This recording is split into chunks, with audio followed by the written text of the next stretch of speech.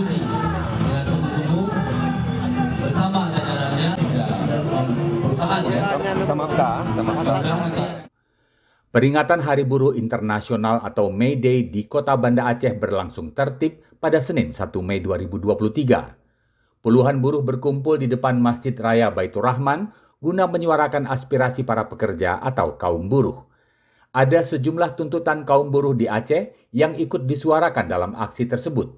Di antaranya, menolak Omnibus Law dan Undang-Undang Cipta Kerja, meminta segera pengesahan rancangan Undang-Undang Perlindungan Pekerja Rumah Tangga atau RUU PRT, serta meminta BPJS tetap di bawah Presiden. Kepala Dinas Tenaga Kerja dan Mobilitas Penduduk Aceh, Akmil Hussein, hadir dalam kegiatan tersebut. Ia mengatakan semua aspirasi kaum buruh Aceh akan dibahas di tingkat pemerintahan provinsi. Namun ada beberapa yang menjadi prioritas seperti Kanun Nomor 7 Tahun 2014 tentang ketenaga kerjaan yang sudah masuk dalam tahapan pembahasan. di sini yang hadir diberikan.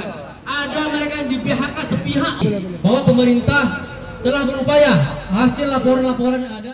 Kami dari pemerintah Aceh sudah menerima beberapa aspirasi dari para buruh, diantaranya untuk kanun ketenaga kerjaan yang tahun ini alhamdulillah sudah masuk ke prolegam, mudah-mudahan bisa kita selesaikan sesuai dengan jadwal yang telah ditetapkan.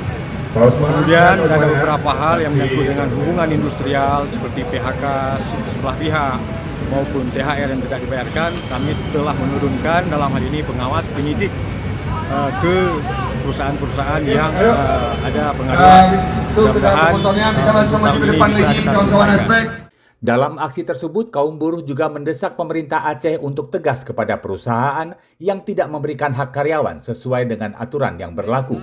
Seperti upah di bawah UMP Aceh sebesar 3,41 juta rupiah, PHK sepihak, serta tidak memberikan THR kepada pekerja.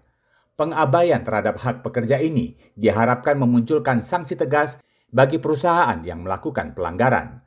Dari Banda Aceh, Aprizal Rahmat, Kantor Berita Antara, mewartakan.